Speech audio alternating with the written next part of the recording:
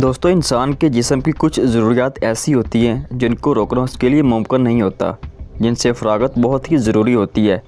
इसलिए किसी दीवार के किनारे बैठे लोगों को आपने अक्सर देखा तो होगा कि उसके साथ साथ ऐसे पैगामात भी दीवार पर लिखे नज़र आएंगे कि यहाँ पर पेशाब करना मना है।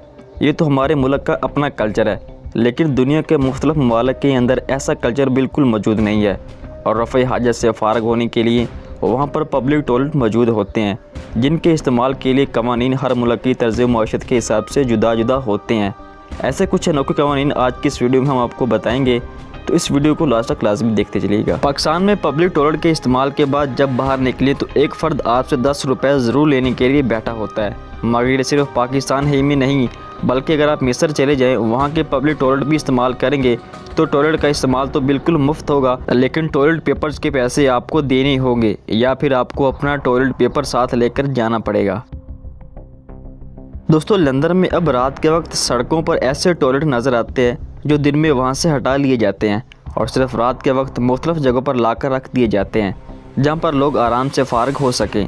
ये ओपन एयर टॉयलेट होते हैं जिनमें किसी किस्म का दराज वगैरह नहीं होता और सिर्फ पेशाब करने के लिए इस्तेमाल किए जाते हैं और इनको आसानी से एक जगह से दूसरी जगह ले जाया जा सकता है। दोस्तों, फ्रांस की मुआशरत अपने अनोखे अंदाज की वजह से दुनिया भर में मशहूर है और इस मुल्क की पब्लिक यूरिनल या पेशाब की जगह भी काफ़ी मुनफरद होती हैं।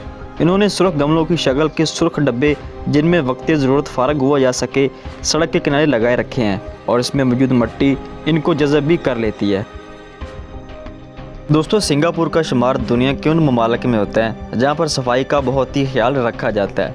इस वजह से इस मुल्क में पब्लिक टॉयलेट की सफाई का भी खुसूसी एहतमाम किया जाता है। इस वजह से पब्लिक टॉयलेट को अगर इस्तेमाल के बाद फ्लश ना किया जाए तो इसकी सज़ा के तौर पर $150 का जुर्माना हो सकता है या फिर अदम अदायगी की सूरत में बंदे को जेल का मुँह भी देखना पड़ सकता है। अगर आप सिंगापुर जाएँ तो इस चीज़ का ख़ास ख्याल रखिएगा। दोस्तों, दुनिया का बुलंद तरीन टॉयलेट दुबई में तमीर किया गया है, जिसके सामने शीशे की दीवारें मौजूद हैं और यहाँ फ़रागत हासिल करते हुए यही महसूस होता है जैसे कि आसमान पर बैठकर बंदा फ़रागत कर रहा है। दुनिया के अजीबो-गरीब पब्लिक टॉयलेट का ये एक मुख्तसर सा अहवाल है। अगर आप भी कैसे किसी टॉयलेट के बारे में जानते हैं तो कमेंट में उसके बारे में लाजमी बताएं।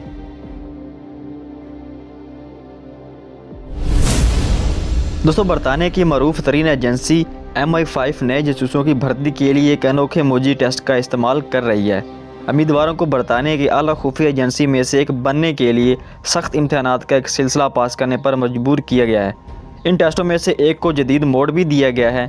नई इंटेलिजेंस एजेंसी को अब एक इमोजी डिकोडिंग टेस्ट पास करना होगा, जहां उन्हें स्मार्टफोन से इमोजी कीबोर्ड का इस्तेमाल करते हुए कोड को क्रैक करना होगा।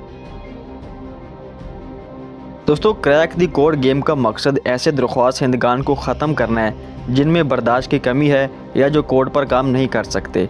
इंतहाई खुफिया इंटेलिजेंस एजेंसी में मुलाजमतों के लिए सिर्फ बरतानवी शहरी दरख्वास्त दे सकते हैं और आला अफसरानों की नज़रों में आने वाले हर शख्स के लिए सख्त जांच का अमल शुरू भी किया जाता है।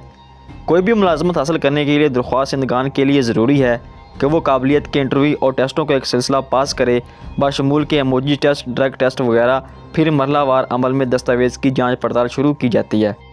खुफिया जासूसों के लिए जारी एक हालिया नौकरी के इश्तिहार में M15 ने कहा है कि किसी भी किरदार में काम करने के लिए आपको आला तरीन सिक्योरिटी क्लियरेंस की ज़रूरत होती है, जिसे डेवलपमेंट वेटिंग कहा जाता है। ये वो चीज़ है जिसे बरतानिया की इंटेलिजेंस एजेंसी कम्युनिटी में हर एक को गुजरना पड़ता है और इसमें कुछ वक्त भी लग सकता है।